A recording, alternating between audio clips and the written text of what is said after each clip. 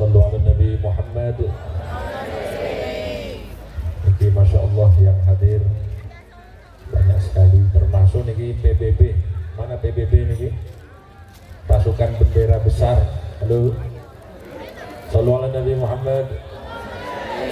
Niki bapak-bapak, ibu-ibu yang jualan juga banyak. Insya Allah semua yang hadir di sini pulang bawa berkah semuanya. Oke, para hadirin, niki sedikit cerita boleh? Boleh? Oke. Niki karena kita bertepatan dengan hijrah Nabi Muhammad sallallahu alaihi wasallam 1446 Hijriah, perlu kita ketahui para hadirin bahwa ketika Nabi Muhammad sallallahu alaihi wasallam hijrah, beliau niku melakukan beberapa strategi supaya tidak ketahuan saat hijrah oleh orang-orang kafir Quraisy. Halo.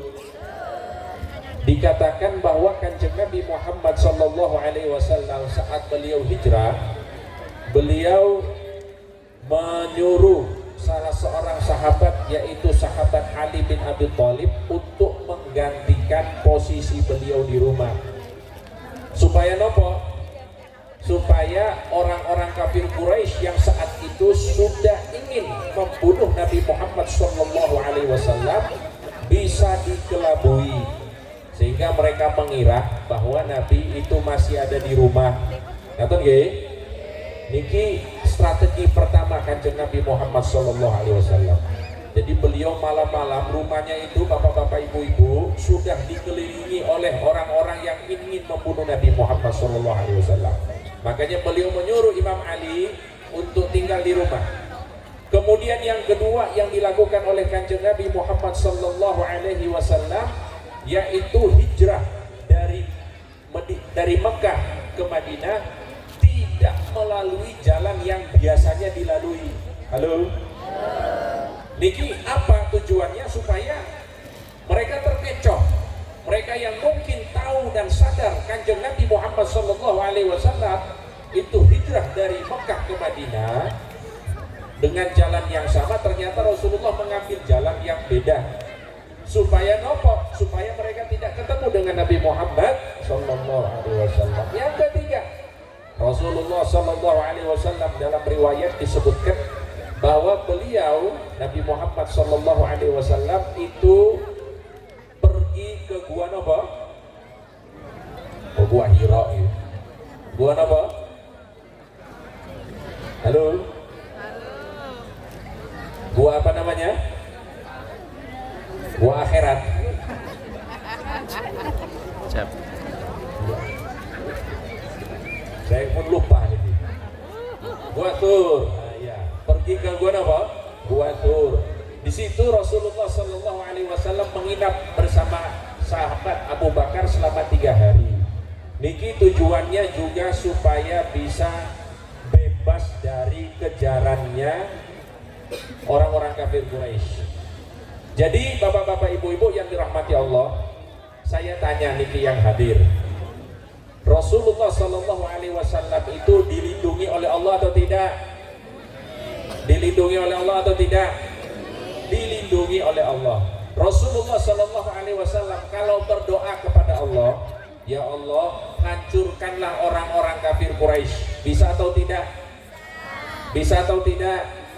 Bisa. Semua itu bisa dilakukan oleh Kanjeng Nabi Muhammad SAW, tapi itu tidak dilakukan oleh Nabi. Karena nopo? Karena beliau adalah uswatun. Jadi uswatun hasanah, supaya kita niki bapak-bapak, ibu-ibu yang mungkin kalau kita doa kita tidak mandi. Halo.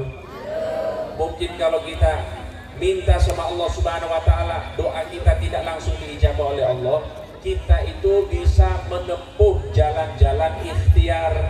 Makanya Rasulullah SAW mengajarkan kita, kalau ingin menggapai sesuatu, jangan hanya bergantung dengan jalur langit, halo, tapi juga harus pakai jalur bumi, harus pakai jalur bumi. Karena kita ini levelnya masih jauh dari kanjeng Nabi Muhammad SAW. Makanya Rasulullah ajarkan kepada kita, kalau jenengan sakit, selain berdoa kepada Allah, pergi ke dokter, minum obat, ya napa nggih? Kalau jenengan lapar, bukan cuma berdoa, tapi makan, minum, niki adalah wasilah. Mbak-mbak yang hadir, halo mbak-mbak. Nih mbak-mbak di sini jujur saya ini agak grogi. Kalau hadir di pengajian seperti ini, yang hadir banyaknya ibu-ibu muda, mbak-mbak niki saya jujur agak grogi. Nah kemarin itu sama Gus Musta'in, acara di mana kemarin itu? Canden. Di acara Canden itu saya disarankan kalau hadir di majelis, usahakan sebelum masuk, sebelum mulai, niku dada-dada dulu gitu. Jujur niku saya grogi niku dada-dada kayak gitu. Makanya niki saya coba tadi lumayan. Sudah mulai hilang groginya. Alhamdulillah. Ya di sini bapak-bapak ibu-ibu yang hadir ini ibu-ibu yang glowing wajahnya. Apakah jenengan hanya dengan berwudu bisa glowing? Halo? Atau harus perawatan? Harus perawatan nggih? Harus perawatan. Harus menjauhi sinar matahari. Keluarnya hanya malam hari. Kenapa nggih? Supaya glowing. Berarti nopo? Kalau kita hidup di dunia ini ingin menggapai sesuatu harus pakai jalur bumi juga, bukan cuma jalur langit. Makanya itu saya kadang-kadang agak jengkel dengan orang kalau ditanya, kok wajah jenengan ini bercahaya? Apa rahasianya? Saya berwudu tiap hari.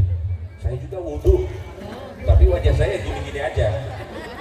Berarti nopo? Ada cara-cara, ada ikhtiar-ikhtiar yang bisa kita lakukan untuk menggapai apa yang kita tujukan. Dan semua itu tidak melanggar syariat, bahkan itu sangat sesuai dengan syariatnya kanjeng Nabi Muhammad Sallallahu Alaihi Wasallam. Jadi bapak-bapak ibu-ibu, jangan kita dengan alasan kita mau menggapai apa yang kita inginkan dengan jalur langit, kita melupakan jalur bumi.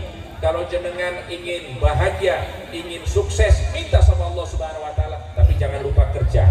Harus rajin bekerja, harus rajin untuk berusaha untuk menggapai apa yang kita inginkan. Ngaten nggih? Para hadirin yang dirahmati Allah, ini juga satu tips yang ingin saya sampaikan pada pertemuan ini. Sudah sama-sama kita tahu bahwa dengan bersolawat kepada kanjeng Nabi Muhammad Sallallahu Alaihi Wasallam, hati kita akan diberikan ketenangan oleh Allah Subhanahu Wa Taala. Amin Allahumma. Niki adalah keyakinan kita semuanya. Tapi jenengan ingat bahwa ini adalah jalur langit. Jenengan kalau ingin hatinya tenang, maka perlu melalui jalur bumi. Apa-apa yang jenengan inginkan, niku harus dikejar sekuat mungkin. Ngaten nggih? Yang ingin mencari jodoh yang soleh, yang soleha, berarti harus memantaskan diri menjadi orang yang soleh dan soleh. Yang ingin mendapatkan keturunan yang baik, ayo silahkan minta kepada para alim, para ulama, para kiai, minta doa kepada beliau-beliau. Tapi jenengan juga harus melalui jalur-jalur bumi. Kalau misalnya dengan cara yang ini sudah tidak bisa, pakai cara yang lain, pergi ke dokter dan lain sebagainya. Kalau misalnya kita ingin apapun di dunia ini, usahakan seimbang dunia wal akhirah. Niki saya pesankan, karena ini adalah pelajaran dari kanjeng Nabi Muhammad Sallallahu Alaihi Wasallam. Dan saya mau ajarkan satu untuk para jamaah yang mungkin setiap harinya galau, apalagi yang mungkin utangnya menumpuk. Halo, yang banyak utang ada di sini? Banyak. Nah niki ada satu amalan diajarkan oleh Imam Nawawi. Niki amalannya bagus bapak-bapak ibu-ibu, ringan dan mudah untuk diamalkan. Bagaimana amalannya? Monggo sarang-sarang diikuti. Ketika jenengan sholat, kemudian setelah sholat jenengan istighfar 3 kali. Setelah istighfar, usap tangan di wajah sambil berdoa kepada Allah Subhanahu Wa Taala. Apa isi doanya? Monggo sarang-sarang ikuti saya. Allahumma Allahumma adhib anni alhamma wal hazan. Allahumma adhib anni alhamma wal hazan. Oke, ini sambil diusap wajahnya. Allahumma adhib anni alhamma wal hazan.